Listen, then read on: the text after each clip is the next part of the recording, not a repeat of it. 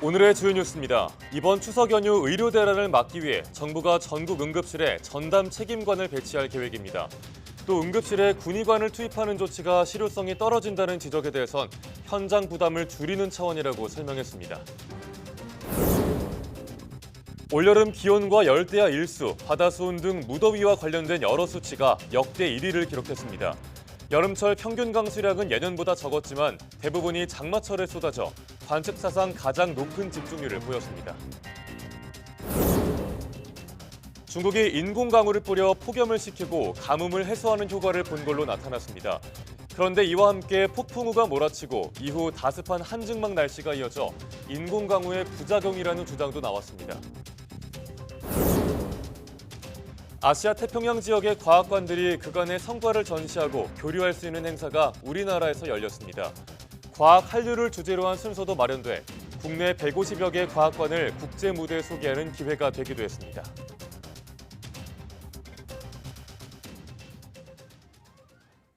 여러분 안녕하십니까? 사이언스 투데이 시작합니다. 과학관은 아이들은 물론 어른들에게도 어려운 과학을 체험하면서 쉽게 배울 수 있는 공간인데요. 세계 과학관 종사자들이 한자리에 모여 과학관의 발전 방향과 경쟁력을 모색하고 글로벌 네트워크를 구축하는 자리가 마련됐습니다. 임늘솔 기자의 보도입니다. 두 손을 번쩍 높이 들자 화면 속 드론이 앞으로 움직입니다. 사람의 동작을 인식해 위험에 빠진 동물을 인공지능 드론으로 구조하는 체험입니다.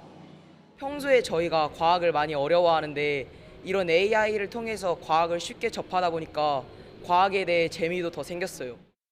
이처럼 과학관에서는 다양한 과학을 경험할 수 있는데 최근에는 인공지능이나 로봇 등 과학기술로 인한 빠른 사회 변화에 대응하기 위해 과학관의 역할이 더 중요해지고 있습니다.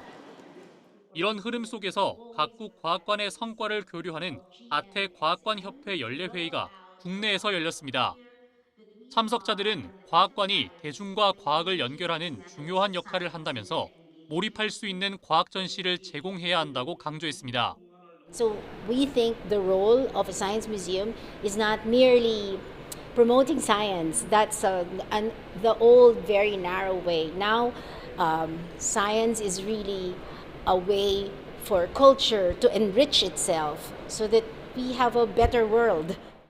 이번 행사와 함께 열린 과학 박람회에는 과학 한류를 주제로 국내 150여 개 과학관을 소개하고 해외 과학관과 국내외 전시 관련 업체들이 참여하는 과학 마켓도 마련됐습니다.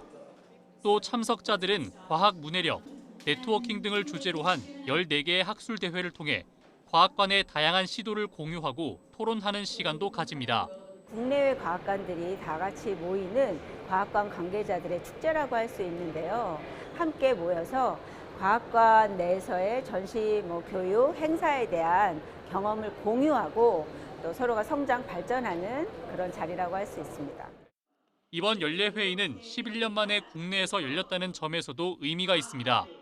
이번 행사를 통해 과학관이 단순한 지식 전달에서 나아가 과학으로 대중과 소통하는 과학문화 확산의 장이 될 것으로 기대됩니다. YTN 사이언스 임늘솔입니다. 국내 연구팀이 고속 충전이 가능하면서도 고용량과 안정성을 유지하는 배터리 소재를 개발했습니다. 포스텍 김원배 교수 연구팀은 흡습성이 높은 유기 화합물을 첨가한 폴리아닐린으로 인공고체 전해질막을 만들어 배터리 음극 표면에 부착해 리튬이온 전지의 성능을 높이는 데 성공했다고 밝혔습니다. 연구팀은 배터리가 작동하면서 자연적으로 생성된 고체 전해질막이 인공고체 전해질막 위에 고르게 형성되면서 기존 실리콘 음극의 단점을 보완했다고 설명했습니다. 또 개발한 전지를 이용해 고속 충전을 250여 회 반복한 결과 기존 상용 전지보다 4배 이상 높은 에너지 용량을 유지하는 것도 확인했습니다. 경남 사천에 자리 잡은 우주항공청 카사가 개청 100일을 맞았습니다. 윤영빈 우주항공청장은 개청 100일 기념 기자간담회에서 지구 저궤도 수송 비용을 현재 미국 민간 우주기업 스페이스X의 절반 수준인 1kg당 $1,000 이하로 낮출 재사용 발사체를 개발하겠다고 밝혔습니다. 위성 분야에서는 해상도 10cm급 영상 레이더 안테나, 위성 편대 비행용 전기 추력기 등 핵심 기술을 국산화하고 양산으로 이어지는 위성 개발 생태계를 조성할 계획이라고 설명했습니다. 윤 청장은 우주청 개청일 5월 27일을 우주항공의 날로 제정하고 뉴스페이스 시대를 맞이해 국가 발전과 지역 혁신을 선도하겠다고 덧붙였습니다. 지난해 강원 지역 고랭지 밭에 다 자란 배추가 색이 변색되면서 시드는 반쪽 시드름병이 확산해 농가의 피해가 컸습니다. 농촌진흥청이 반쪽 시드름병을 미생물 퇴비로 억제할 수 있는 기술을 개발해 실용화했습니다. 최명신 기자가 보도합니다. 대관령 자락 해발 1,100m. 전국 최대 규모의 고랭지 채수단지 안반대기입니다. 산비탈을 따라 초록 물결이 싱그럽게 펼쳐집니다. 속이 꽉 찬 배추가 밭을 가득 채웠습니다. 하지만 군데군데 색깔이 누렇게 변했습니다. 잎이나 줄기가 시드는 반쪽 시드름병에 걸린 겁니다.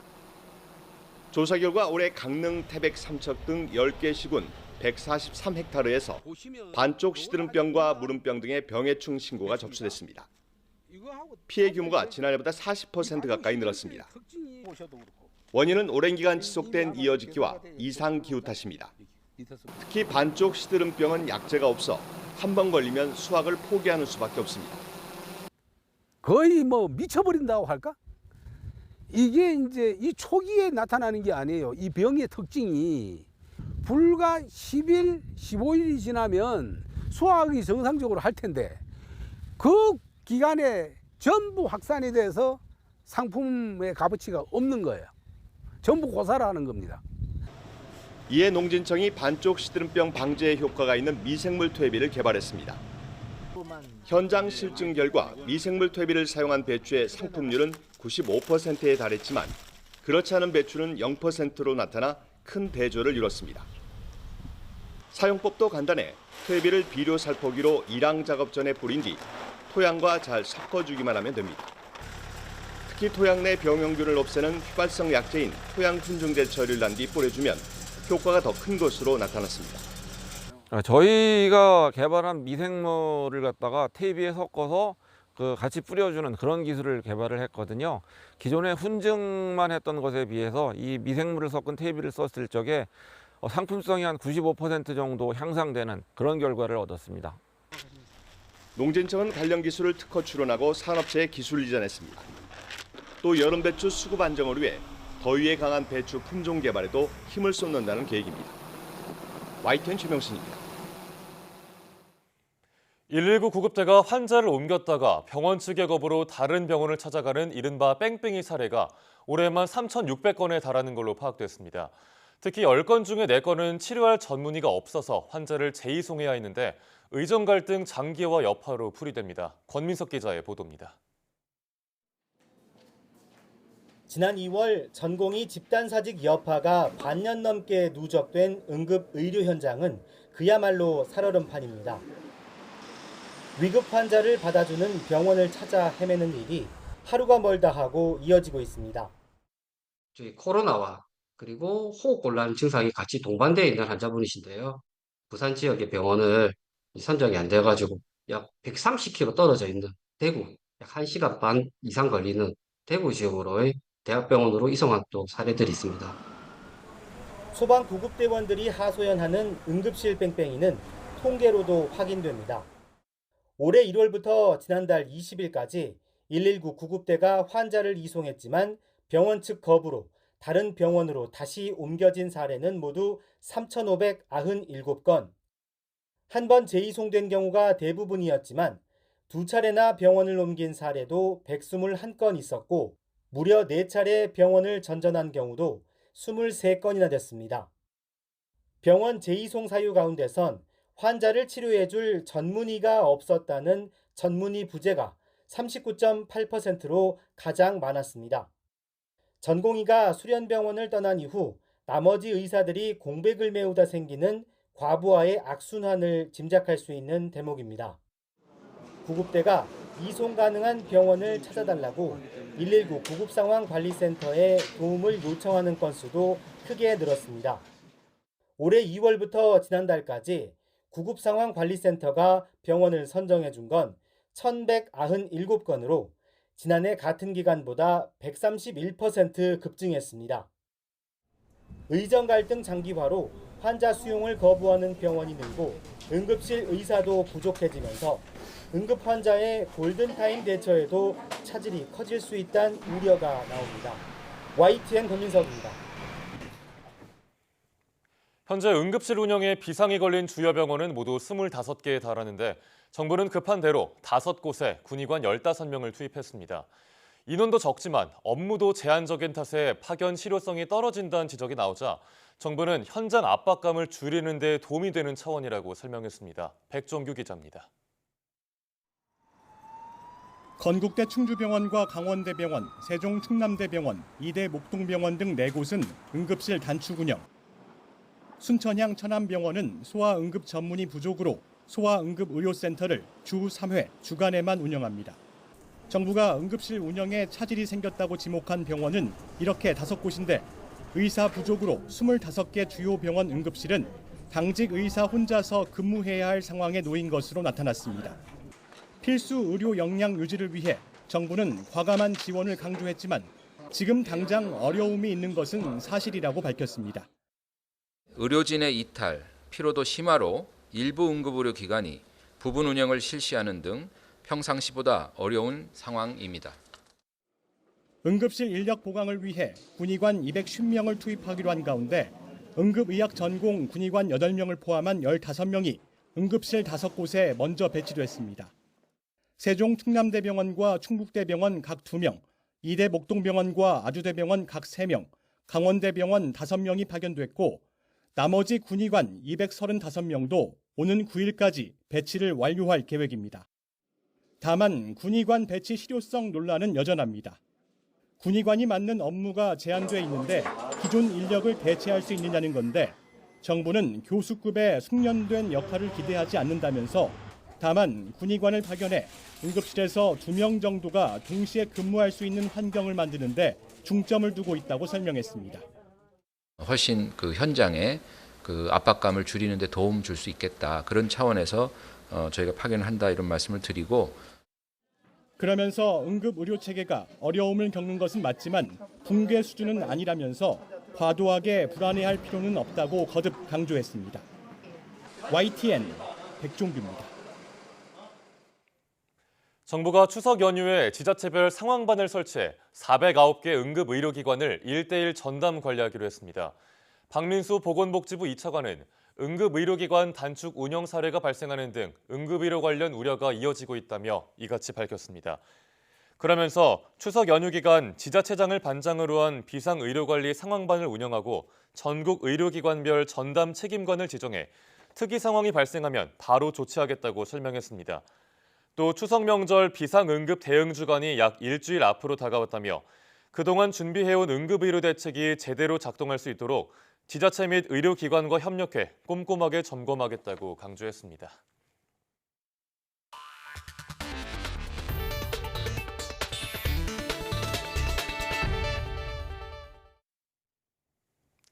올여름 무더위와 장마철 역대급 폭우의 기록이 기상청에 의해 다시 한번 수치로 확인됐습니다. 기상청이 발표한 2024년 여름철 기후분석 자료에 따르면 올해 여름 평균 기온과 열대야 일수, 해수 온도와 장마철 강수 집중 비율 모두 역대 1위를 기록했습니다. 우선 여름철 전국 평균 기온은 25.6도로 1973년 전국 기상관측망 구축 이후 가장 높았고 전국 평균 열대야 일수도 20.21로 역대 1위를 기록했습니다. 특히 서울은 열대야 일수 39일, 연속 일수 34일로 최장 기록을 새로 썼습니다. 우리나라 주변 해수면 온도 역시 23.9도로 최근 10년 중 가장 높았는데 10년 평균 대비 1.1도나 높았습니다. 기상청은 북태평양 고기압이 평년보다 북서쪽으로 확장해 한반도에 덥고 습한 남서풍이 자주 분데다 중후반에는 대기 상층에도 따뜻한 티베트 고기압이 덮이면서 높은 기온이 지속됐다고 설명했습니다.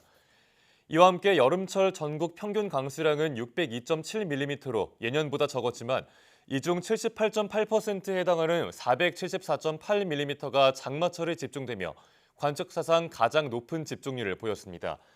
특히 올여름 장마철 강수는 국제적으로 강한 비가 집중되며 시간당 100mm 이상의 극한호우가 9차례나 발생했습니다. 중국에선 9월에도 계속되는 폭염을 식히려 인공강우 작업을 벌였다가 역풍을 맞았습니다. 초속 34m가 넘는 강풍과 함께 비바람이 몰아치면서 피해가 속출했습니다. 베이징 강정규 특파원입니다. 도시 위를 뒤덮은 구름 한가운데가 뻥 뚫린 듯 지상으로 쏟아져 내립니다. 중국 3대 화로 가운데 하나인 충칭에서 폭염을 식히기 위해 인공강우를 뿌리는 데 성공한 겁니다. 낮 최고 42도까지 치솟았던 기온을 10도 안팎 떨어뜨리고 농촌 가뭄을 해소한 것까진 좋았습니다. 그러나 초속 34m 넘는 폭풍이 함께 몰아칠 줄은 몰랐습니다. 아파트 창문이 통째로 뜯겨나가면서 집안은 한순간에 아수라장이 됩니다. 바깥에선 가로수와 오토바이들이 쓰러지고 온갖 잡동사니들이 날아다닙니다. 강풍에 밀린 수레를 뒤쫓아가는 노점상인, 애국주의 상징인 중국 국기도 찢겨나갔습니다. 我打开窗户一看，树枝和树叶都被卷飞起来了。雨大概下了10分钟左右吧。当时雨下得特别的大，很多人都在尖叫。 그러나 현지 기상당국은 인공강우 탓은 아니라고 선을 그었습니다. 이상 고온이 계속되면서 대기에 쌓였던 불안정한 에너지가 한꺼번에 방출됐기 때문이란 설명입니다. 昨天的大风等天气，实际上还是与局地对流引起的。如果你看天气增雨的话，还达不到如此这么强的一个能力。 인공 강우 뒤에 오히려 습도가 높아져 도시 전체가 한증막처럼 변한 것도 역효과로 꼽힙니다. 昨天重庆人工降雨，然后下了5分钟的开水，结果今天气温更高。 현지 매체들은 앞으로 열흘 가까이 충칭에 바짝 타들어가는 날씨가 이어질 거라고 예보했습니다. 베이징에서 YTN 강정규입니다. 도쿄전력이 지난달 22일 일본 후쿠시마 제1원전 사고 원자로에서 처음 시도했던 핵연료 잔해 반출 작업이 실패했을 당시 작업 현장에 자사 직원도 배치하지 않았던 걸로 드러났습니다. 고바야카와 도모오키 도쿄전력 사장은 사이토겐 경제산업상에게 이런 내용의 실패 원인 조사 결과를 보고했습니다. 도쿄전력은 핵연료 잔해 시험 채취를 위해 원자로 경납 용기에 밀어넣을 파이프 배열 순서가 잘못된 사실을 당일 아침에 알아채고 작업 계획을 중단했습니다. 확인 결과 파이프 배열 준비 작업 현장에는 협력업체 직원만 있었고 도쿄전력 직원은 배치되지도 않은 걸로 드러났습니다. 이와 관련해 고바야카와 사장은 단순 작업 부분에 대한 관리가 불충분했다며 매우 뼈아픈 심정으로 무겁게 받아들인다고 말한 걸로 전해졌습니다. 정부가 내년에 태양광을 비롯한 재생에너지 지원 예산은 470억 원 이상 줄이고 원전 지원 예산은 최소 500억 원 이상 확대합니다. 산업통상자원부가 국회에 제출한 내년도 예산안을 보면 내년 전력산업기반기금의 재생에너지 지원 예산은 5,717억 원으로 올해보다 7.7% 감소했습니다. 재생에너지 지원 예산 조정은 융자와 지원금 등 단순 지원금을 줄이고 대규모 개발이 가능한 해상풍력 발전단지 개발 지원을 강화하는 데 초점이 맞춰졌습니다. 반면 소형 모듈 원자로 제작 지원 센터 구축과 원전 생태계 지원 사업 등 원전 지원 사업으로만 구성된 전력산업 기반 조성 사업 예산은 내년에 1,669억 원으로 올해보다 497억 원 늘었습니다. 이와 함께 전력기금 안에 원전 관련 다른 사업도 포함돼 실제 지원 규모는 이보다 더 많습니다. 추석 선물 세트, 받을 땐 좋지만 포장 쓰레기도 만만치가 않죠. 부직포 대신에 종이 가방을 사용하거나 100% 사탕수수 포장재를 활용하는 등 친환경 행보에 나서는 유통업체들이 잇따라 나오고 있습니다. 황보혜경 기자입니다. 추석 선물로 인기인 참치와 햄 통조림 세트입니다. 종이 상자 안에 재활용한 플라스틱 고정재가 들어갔습니다. 선물 포장에 사용하는 부직포 가방입니다. 일부 품목은 종이 가방으로 대체했는데 손잡이까지 모두 종이 재질입니다. 고정재까지 종이로 된 김 선물 세트도 등장했습니다. 이번 추석을 맞아 멸균 우유팩과 플라스틱을 재활용한 패키지를 적용했습니다. 앞으로도 가치 소비 트렌드에 맞춰 친환경 선물 세트를 지속적으로 확대해 나갈 예정입니다. 명절 특수를 맞은 백화점도 친환경 움직임에 앞장섰습니다. 먹음직스러운 과일 선물 세트에는 코팅이 안 된 재생용지가 와인 등 식료품에는 자연에서 생분해되는 사탕수수 상자가 쓰였습니다. 다 쓴 페트병은 고기를 신선하게 보관할 보냉 가방으로 변신했습니다. 페트병을 갈아서 만든 원단으로 만든 보냉 가방을 업계 최초로 도입했습니다. 캔 뚜껑과 같이 불필요한 포장을 빼면서 플라스틱 사용량을 90톤 넘게 줄인 식품업체도 있습니다. 쓰레기가 덜 나온다는 점에서 소비자도 만족입니다. 가능하면은 재활용된 상품으로 만들어진 것을 구매하려고 노력하고 있어요. 그런 것들이 쓰레기가 많이 안 나와서 뒤처리할 때도 너무 용이해서 좋다고 생각합니다. 기후변화로 환경을 생각하는 젊은 층이 늘면서 유통기업들의 친환경 행보는 이제 필수가 됐습니다. 그 카페나 그런 곳에서 친환경적으로 그 패키지를 사용하고 있으면 더 미래를 사용하는 기업이구나라고 생각돼서 더 긍정적인 마음이 드는 것 같아요. 과대 포장은 줄이고 가치는 살린 친환경 선물들이 한가위의 설렘을 더욱 키우고 있습니다. YTN 황보혜경입니다. 충북도청 외벽에 빛으로 표현한 전시작품이 꾸며졌습니다. 건물 외벽을 스크린으로 활용한 이른바 미디어 파사드인데 충북의 과거와 현재, 미래의 모습을 다양한 빛으로 연출했습니다. 이성우 기자입니다. 형형색색의 화려한 빛이 충북도청 본관 벽면을 화려하게 수놓고 있습니다. 충북의 새로운 브랜드 슬로건을 비롯해 충북을 상징하는 장소들을 표현했습니다. 가로 90m, 세로 20m의 벽면이 화려한 빛으로 가득한 전시 작품으로 탈바꿈한 겁니다. 건물 외벽을 배경으로 빛을 투사하고 영상을 보여주는 이른바 미디어 파사드. 충북 지역 대학생 50여 명이 참여해 작품을 만들었습니다. 주제는 역사의 중심, 물의 중심, 그리고 첨단 산업의 중심 등 모두 5가지. 대학생들의 젊고 참신한 아이디어가 가득 담겼는데 미디어 콘텐츠는 물론 기획과 배경음악에도 직접 참여했습니다. 저희 학교 수업에 이런 비슷한 수업은 있었는데요. 이렇게 큰 건물에다가 투사하는 건 또 처음이라서 새로운 경험이 됐었던 것 같습니다. 이번 전시는 문화 콘텐츠가 다른 지역보다 상대적으로 부족하다는 지적에서 시작됐습니다. 충북의 고유성이 담긴 브랜드를 지역 청년들이 직접 만들어 주민들과 함께 즐기자는 취지로 마련했습니다. 특히 충청북도가 추진하는 도청 개방과 광장 조성, 그리고 도심 정원 등 도청의 새로운 변화를 알리는 데 주력했습니다.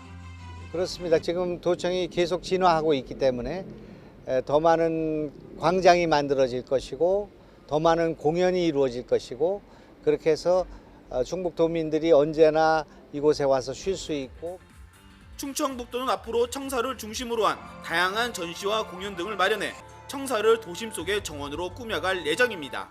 YTN 이성호입니다.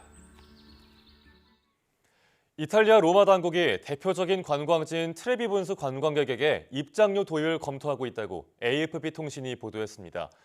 AFP 통신은 현지 매체 코리에레 달라 세라를 인용해 로마시가 트레비 분수의 예약 시스템을 갖춰 입장료를 받고 머무는 시간을 제한하는 방안을 추진하고 있다고 전했습니다. 로마시 당국은 트레비 분수 입장이 로마 시민들에게는 무료이고 관광객들에게는 상징적인 입장료 1유로 정도의 비용을 받는 예약 시스템이 될 것이라고 설명했습니다. 당국은 입장료 도입의 목적이 돈을 벌기 위한 게 아닌 너무 많은 관람객을 통제하는 것이라고 강조했습니다. 로마시 대변인은 입장료 도입안이 아직 초기 아이디어일 뿐 구체적으로 정해진 건 없다면서도 어려운 문제이지만 조만간 해결돼야 한다고 말했습니다. 대만의 항구 도시 가오슝시 관광국이 한국 관광 교류 확대를 목적으로 한 홍보 행사를 열었습니다. 이번 행사는 대만 여행을 고려하는 한국인에게 가오슝을 알리기 위해 마련됐으며 불광사와 소우산 동물원 등 가오슝시의 대표 관광지와 함께 루이펑 야시장 등에서 가오슝시의 특색 있는 음식이 소개됐습니다.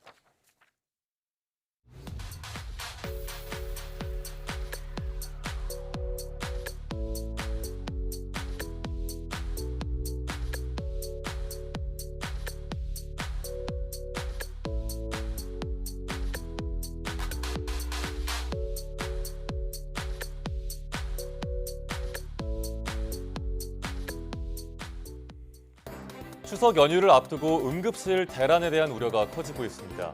응급실에 투입된 군의관은 실효성 논란이 제기된다고 앞서 보도해드렸는데요. 추석 연휴 동안 지자체별로 응급의료기관을 1:1 전담 관리하겠다지만 이마저 임시 방편에 그친다는 지적이 나옵니다. 정부와 의료계의 주장이 엇갈리는 만큼 의료 현장을 정확히 파악해 실효성 있는 대책 마련이 시급해 보입니다. 뉴스 마칩니다. 고맙습니다.